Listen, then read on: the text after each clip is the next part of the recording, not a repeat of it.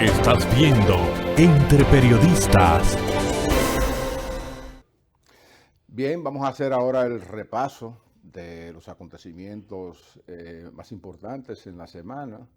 especialmente las noticias que siempre estuvieron en primera plana en todos los medios. Sin duda que el alza de los precios de los productos de primera necesidad,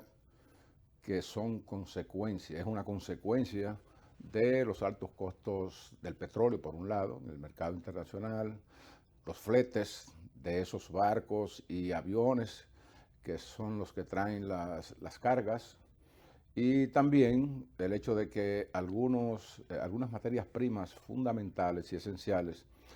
para la producción de alimentos, para el engorde de animales, se han encarecido, porque ustedes saben que durante la pandemia el comercio internacional estuvo virtualmente paralizado.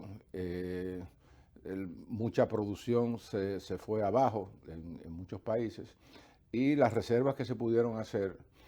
o las pocas reservas que se tenían, estaban siendo absorbidas fundamentalmente por China. Todo esto naturalmente ha constituido un cóctel de fuerte impacto para los precios locales, no solamente de la comida, de los alimentos, sino también de combustibles y de otros materiales que se utilizan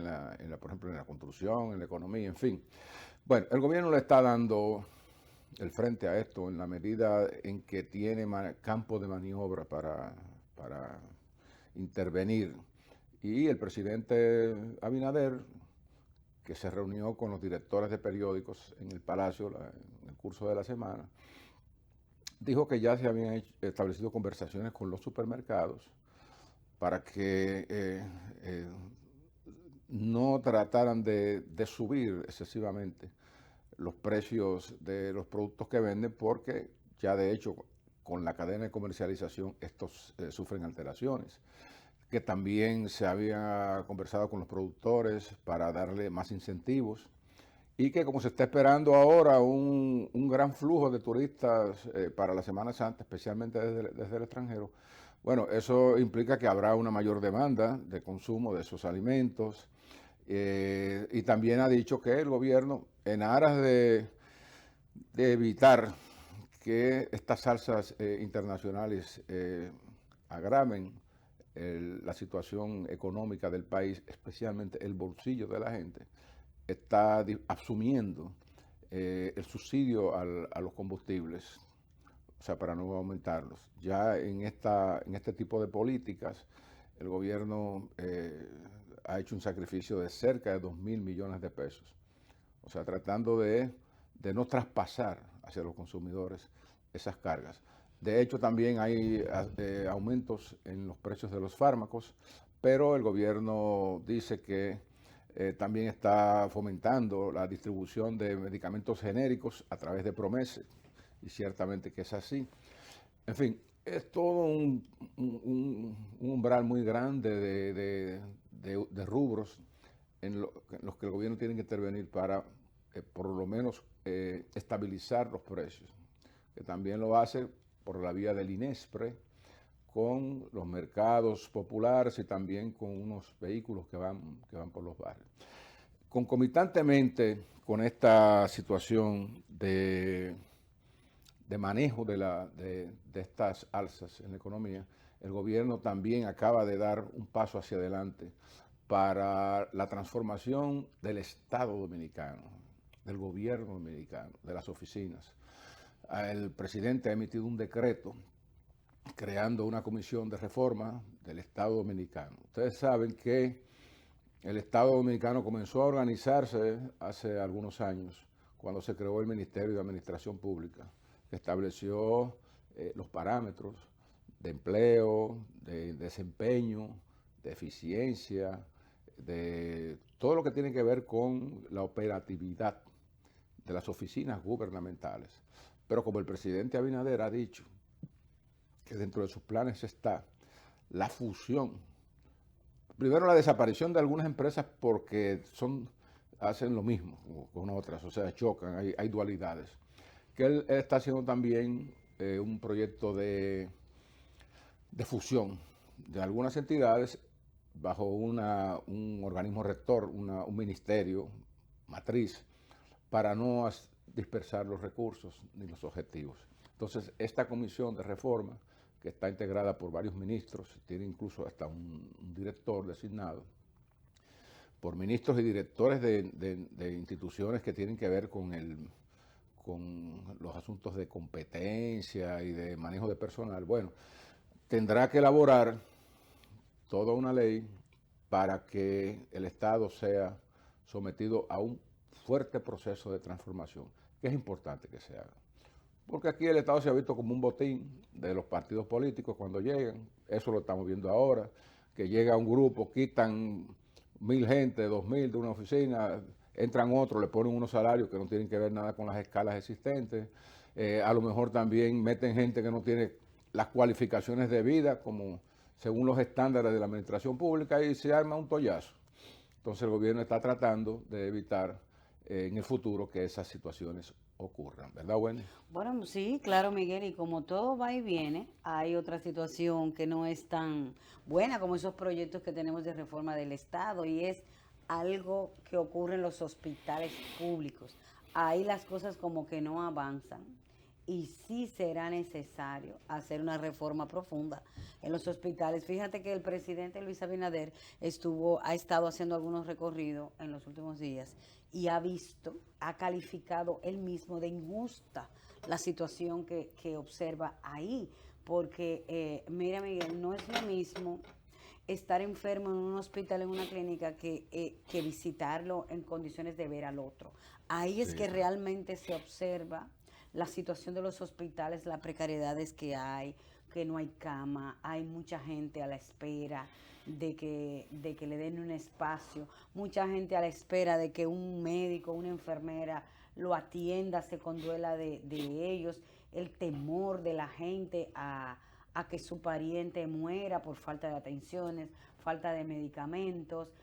falta de estructura orgánica dentro de los hospitales públicos, que si bien se ha avanzado muchísimo porque ya existen infraestructuras muy buenas, muy amplias, está la Ciudad de la Salud, la Plaza de la Salud, muchísimas entidades físicas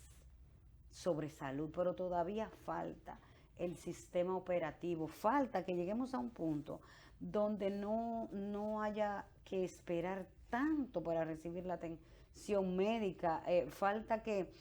todo el que vaya a un hospital pueda ser atendido, aunque sea en un turno, ¿verdad? Pero que sea atendido, y todavía no hemos podido llegar ahí, Miguel. Todavía el que va a un hospital tiene que coger lucha, como se dice popularmente en nuestro país, cuando las cosas son difíciles y precarias. También el presidente, cuando habla de situación injusta, observa también la situación de los médicos, que pasan horas y horas trabajando ahí en condiciones a veces un poco inhumanas. Tú puedes observar un médico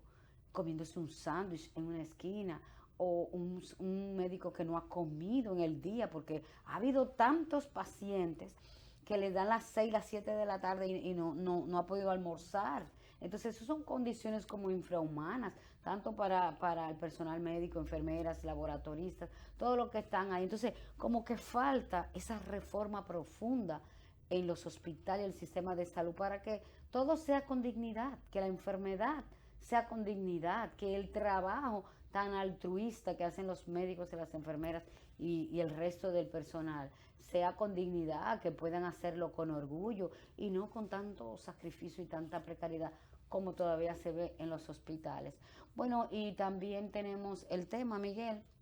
esta semana muy comentado de las escuelas y el retorno a las clases, y ahora se suma el tema de cómo vacunar a esa población juvenil que va a la escuela. Ya por lo menos está casi resuelto el punto de cómo regresar paulatinamente con las medidas de protocolo. Algunos colegios ya han iniciado, las autoridades de educación están supervisando, eso está muy bien. Las escuelas públicas se están preparando, los maestros, a pesar de lo difícil que le ha sido dar clases de manera virtual, hay que darle un aplauso porque han salido a camino. También el gobierno ha salido a camino creando